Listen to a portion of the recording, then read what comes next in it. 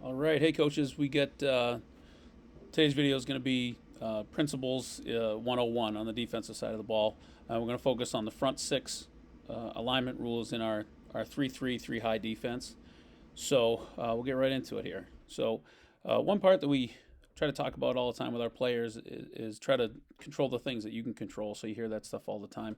The main one for this video, I mean, there's a whole bunch here, but the main one we'll talk about right now is just making sure that we're aligned correctly. Make sure that we're in a good spot before the play starts to give ourselves the best chance. So if you look at, we'll talk defensive line and linebackers today. Um, we need to align in a way where all the gaps are covered. Uh, we're mainly going to be spill players up at the defensive line unless we have a special call, which means we fit inside of all blockers and ball carriers. Versus the pass, we need to cage the passer, so we contain the passer. But we still have to know how to spill the run with those defensive linemen. The linebackers, our Mike and our backers, versus the run, they need to fill the remaining gaps. Usually spilling when they're in the box, and we keep a base rule that we become a force player if we leave the box. So we'll go over that a bunch as we go. This is our kind of our manual, our base manual. We say ASKR all the time. That's our progression through our plays. And alignment is pre-snap. That's in our control. Our stance is pre-snap. That's in our control.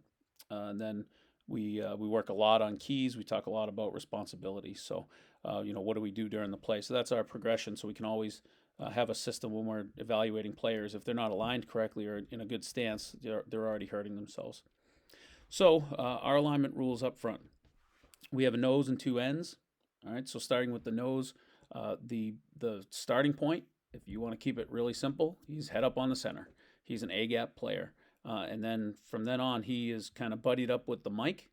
And as long as they have both A gaps taken care of, that's a great start. So if you're talking youth football and all that, they just need to make sure that whether you want to be a slanting team or you want to shade him to the running back side, you can get pretty creative with it. But we just start up saying, hey, he's head up on the center.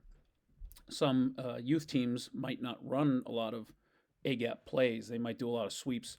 So if that nose can take both the gaps himself, that's fine. As long as the nose and the Mike handle the A gaps based on what you see and what level you're at, you're in a good spot. Um, our ends, their base is going to be head up on the tackle, so a 4 technique. But again, we definitely at the high school level we start shading them um, opposite the backer. So if the backer's in the box, for example, on the left side, the backer's in the box, we're going to have the end play the C gap. And if the backer leaves the box, that's going to reduce our end to the B gap. We can stunt, we can stem, we can mess around with all those things. But when the play starts, we need to know which one we're in, right? We might look different every time, but that's the simple deal. We're kind of buddied up with these guys, and we definitely move our backers out of the box. We don't always keep the stack. We have to do a lot of different things at our level, but some people might keep them in all the time, and we can hit that when we talk coverages. All right, so nose head up on the center. He has an A gap. If he starts shading or slanting, that's up to you. As long as the Mike knows to make up for it with his reads and fill in the gaps. The ends are buddied up with the backer. If the backer leaves, for example, a remove number 2, or if we decide to put some pressure on a tight end and bring a backer up to the line of scrimmage, for example, on this left side, we might tell that backer, hey, tight ends this week, we're going to make you a C gap player, and we want you to stymie that tight end, to battle that tight end. In that case, our end would move inside. So those are our alignments up front, and then the backers behind them. Kind of talked about it already, but the Mike's alignment is going to be behind the nose. In general, he's going to be working with the nose, and he's at 5 to 7 yards. Our base rule is to tell him start at 5, and then for every linebacker that goes to the line of scrimmage, get a little bit deeper. So if our game plan tells this backer again, hey, we're gonna pressure those tight ends with backers, we're gonna back our Mike up a little bit more, just to give him a little more space to see things. We get more guys covered. He has a little bit more time to flow. So he could be anywhere up to 7 yards deep if both backers are on the line of scrimmage against a double tight team or whatever. The Mike will also shift to a 30 technique, so he'll be out on a guard if there's trips, because most of the time he's going to be a dropper towards that trip side.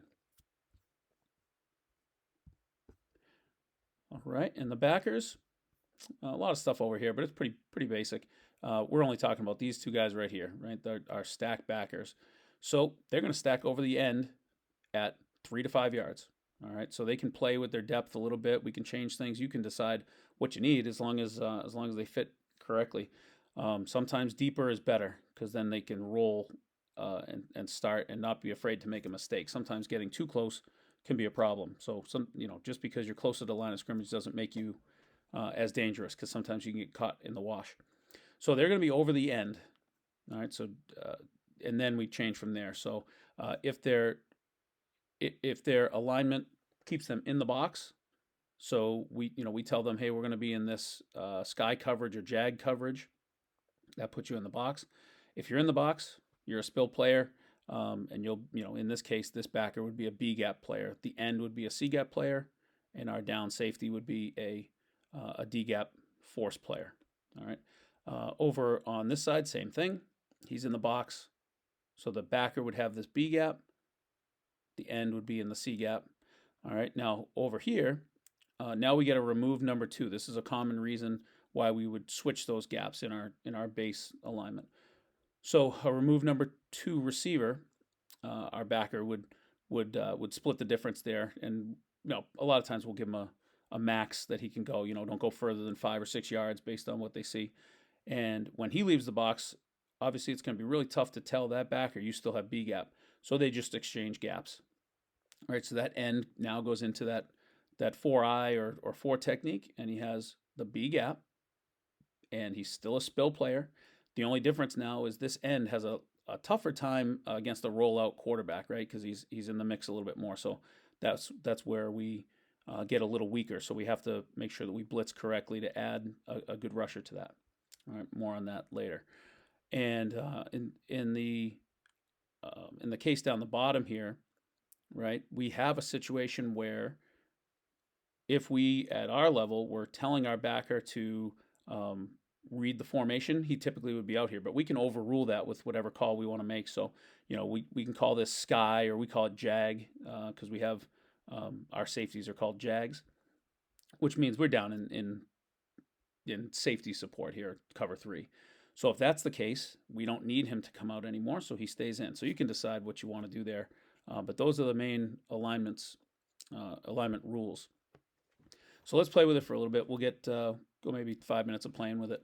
So base 21, old I formation 21 personnel.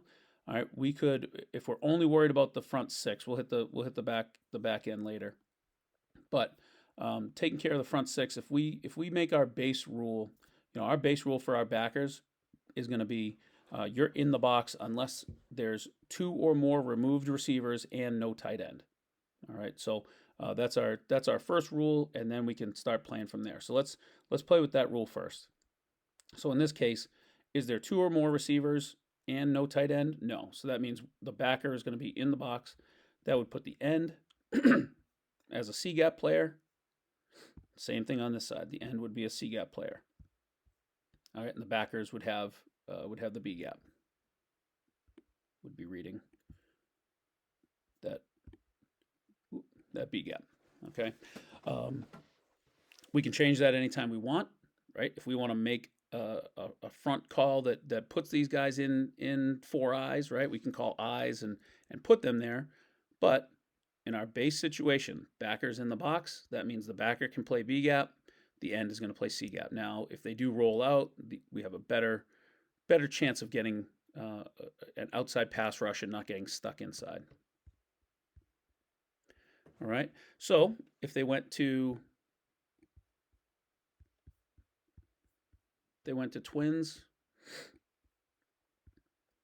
okay, what would happen there is we'd be able to stay on the side. Remember, these guys we don't have to worry about for right now. Right, we're only worried about these front 6. All right, so in this case, we have 2 or more removed, so we're going to leave the box. What does that do? That tells the end he now needs to be a B gap player. So wherever he lines up, doesn't it doesn't really matter to us as long as he's practiced it. We have some guys that can still line up outside to try to fool the tackle, but he's a B gap player. He needs to know if the backer is outside, I have to be a B gap player, unless we've made a call. So let's say he just lines up there. He's a beginner. He has to go to that 4-eye. Okay, so we would line up just like this. Okay, on this side, nice and basic. We don't have 2 or more removed receivers, so we're good to go. All right, now if we start getting some spread stuff, all right, really nothing really changes there for the front 6, right? No big difference. What would happen over here is now we'd have more support from the back end, but let's just keep focusing on the D line and the backers. All right, now if we got like a doubles,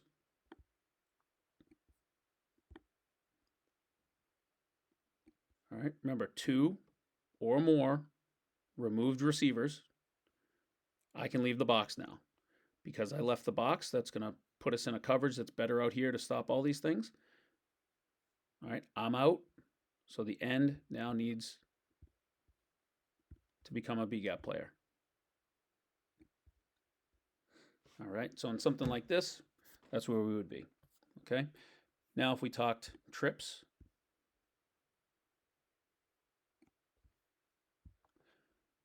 okay, if we talk trips, now we start to shift those backers a little bit. We have 2 or more removed receivers, no tight end, so that backer knows he's leaving the box. So he's going to be between 2 and the next man, right? The further away 2 is, he could be a little bit closer to 3, but he's going to be outside of 3 because the Mike is now going to have to shift over. But that's okay because on the backside, we don't have 2 or more removed receivers. So that means the backer on the right side is free to be a B gap player right in here. So now it puts the backer in B and in C. Okay, the Mike and the nose still have the A gaps, right? So we can figure all that stuff out as we go, right? The Mike still sees anything up the middle. He's got to fill the correct A gap window based on whether we're slanting or sending the nose a certain way, or if he's 2 gapping, the Mike will just fill what we need. Okay, this helps us when we're trying to cover, right? Mike's going to drop, and then what would happen here is really our backer would end up being our 4th rusher if there was a pass and we needed to send a rusher. So trips, and then let's hit unbalanced. We'll go unbalanced and empty to finish it up. So if a team goes unbalanced on us,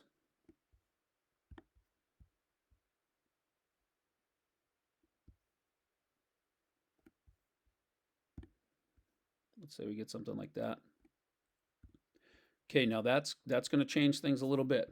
Okay, backers are responsible for seeing unbalanced. So if I'm on a short side of unbalanced, okay, what's going to happen here is if I'm this backer, I see 1, 2, and nobody else on the line of scrimmage. That means it's heavy to the other side. We say heavy, which at that point will have us be man on what we call on the edge here. Okay, so if it's unbalanced, we'll go off the edge and we'll either play man on this guy or we'll just blitz the edge.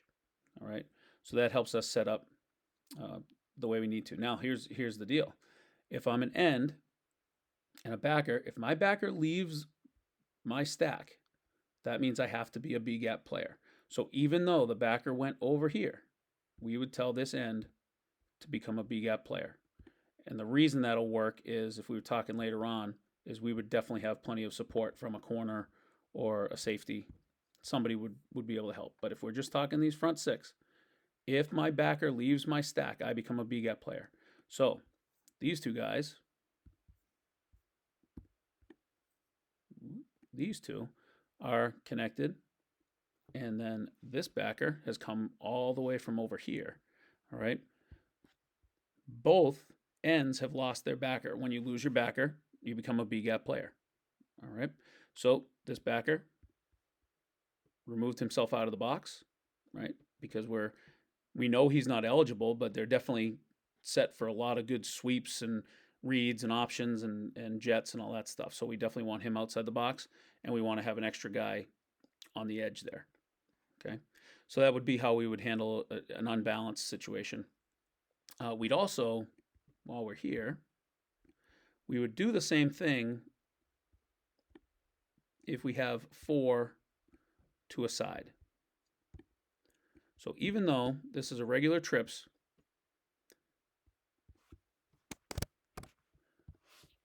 all right, if we have 4 to a side, we're going to treat that like unbalanced because of all the rollouts and that kind of stuff.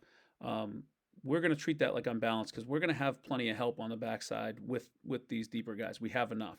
So this backer has to see that as well, right? If he sees 4 away, what his job now in a 4 strong 4 to 1 side is we'll tell him he's going to be man on number 4. So he's going to lock on him, which for us usually means, hey, on a running play, he can come back in and make a play. If they're going to roll out and pass the ball and he's part of protection, I'm already blitzing, so we're built in pretty good there. And then everybody else can adjust as they go here. So the Mike can work his way over if he needs to, right? And we definitely have plenty of help. So that 4-man side, we'll definitely handle it that way. All right, so last one, let's go empty.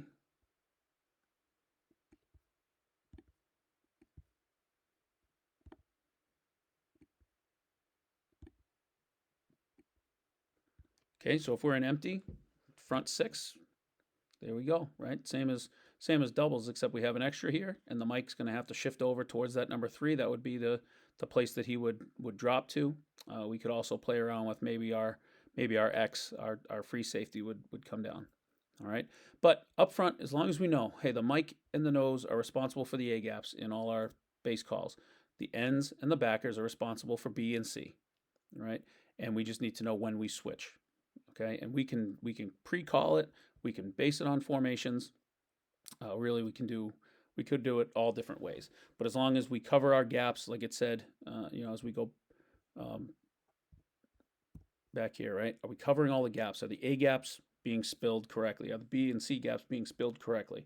Are we fitting correctly versus traps and all that? We should be good to go. The backers have to make the D-line right based on alignment. The only difference with backers is once they leave the box, they could become a force player, which means they'll hit guys on the outside. So that is the basics of our front 6 aligning in our 3-3 defense. If you have any questions, let me know, and hope to talk to you guys soon. Thank you.